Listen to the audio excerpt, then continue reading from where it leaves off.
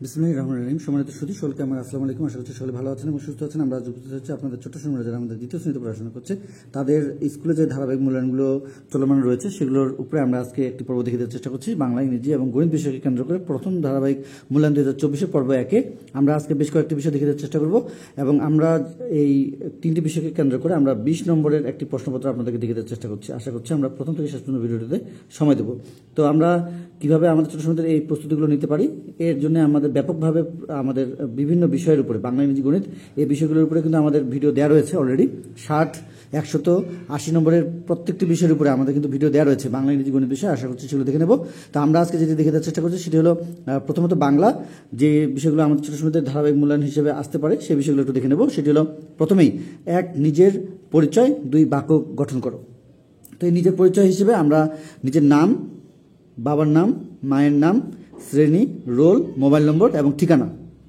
তাহলে আমরা দেখতে পেলাম যে নাম, নিজের নাম, বাবার নাম, মায়ের নাম, রোল এবং আমাদের মোবাইল নম্বর, ঠিকানা, বা আমাদের ছোটো সময়তে আরও বেশ কিছু বিষয় রয়েছে। যদি আমাদের সেই বিষয়গুলোর প্রয়োজন হয়, আপনারা তাদের বইয়ের বিভিন্ন বিষয়ের উপরে নিজের পরিচয়, এই বিষয়গুলো আমরা আমাদের ছোটো সময় জানিয়ে রাখার চেষ্টা করব, যাতে করে তারা নিজের পরিচয়ের সঙ্গে তার বাবা, মা এবং তার ঠিকানা এবং মোবাইল নম্বর এই বিষয়গুলো নিয়ে যেন আমাদের ছোটো সময় সুন্দরভাবে বলতে পারে। এইগুলো একটি বিষয়। 2, বাক্য গঠন করো। বাক্য গঠনের জন্য আমরা যে বিষয়গুলো পেতে পারি সেগুলো হলো যেমন আমাদের বন্ধু। আচ্ছা, বাক্য গঠন হিসেবে আমরা পেতে পারি বন্ধু, নাম বা বই, এই বিষয়গুলো দিয়ে আমরা আরও কিছু পেতে পারি, খুশি। তো এগুলো দিয়ে আমাদের ছোটো সময় বাক্য তৈরি করবো। যেমন বন্ধু, মানহা আমার বন্ধু, নাম আমার নাম বিশ্বাস, বা বই আমার হাতে আমার বাংলা বই, খুশি স্কুলে এসে আমার অনেক খুশি লাগছে। এই ধরনের বিষয়গুলো আমরা আমাদের ছোটো সময় সুন্দরভাবে এখন থেকে শেখাতে পারি। তার মানে আমাদের বিভিন্ন শব্দের সাহায্যে তাদের যে বাক্য গঠনের যে বিষয়টি সেটি যেন তারা এখন থেকে জানতে পারে। এটি আমরা এই দুটি বিষয় এখানে বাংলা বিষয় রেখেছি। ইংরেজি বিষয়ে চলে যাব। ইংরেজি বিষয়ে আমাদের যে বিষয়গুলো থাকতে পারে সেটি হলো প্রথমত হলো মেকিং ওয়ার্ড।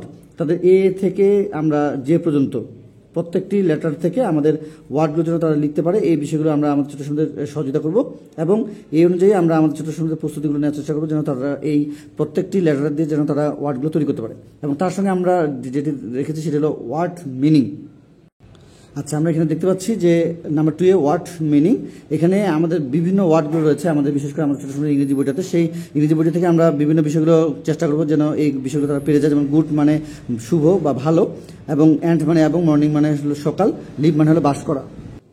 আচ্ছা, এখানে আমরা ওয়ার্ড মিনিংগুলো আরও বেশি বেশি করে শেখানোর চেষ্টা করবো, যাতে করে আমাদের ছোটো সময়দের যে প্রথম ধারাবাহিক মূল্যায়নের জন্য যতগুলো আমাদের পেজ বা পৃষ্ঠা রয়েছে সেগুলো যেন তারা সুন্দরভাবে প্রত্যেকটি ওয়ার্ড জানতে পারে এবং তার সঙ্গে মিনিংগুলো জানতে পারে বা নিউ ওয়ার্ডসগুলো জানতে পারে।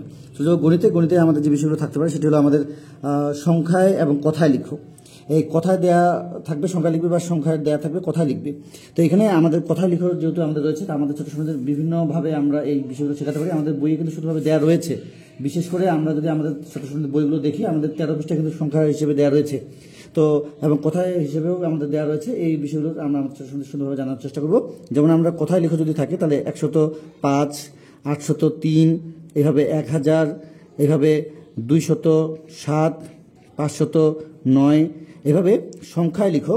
এখানে কথা দেয়া থাকবে যেমন 902, এইভাবে দেয়া থাকতে পারে 110। এইভাবে আমাদের বিভিন্ন সংখ্যা এবং কথায় লিখার যে বিষয় সেগুলো আমরা আমাদের ছোটো সময়দের এখন থেকে জানানোর চেষ্টা করব, যাতে করে আমাদের ছোটো সময়রা আপনাদের সহযোগিতা নিয়ে এই বিষয়গুলো এখন থেকে জানতে পারে।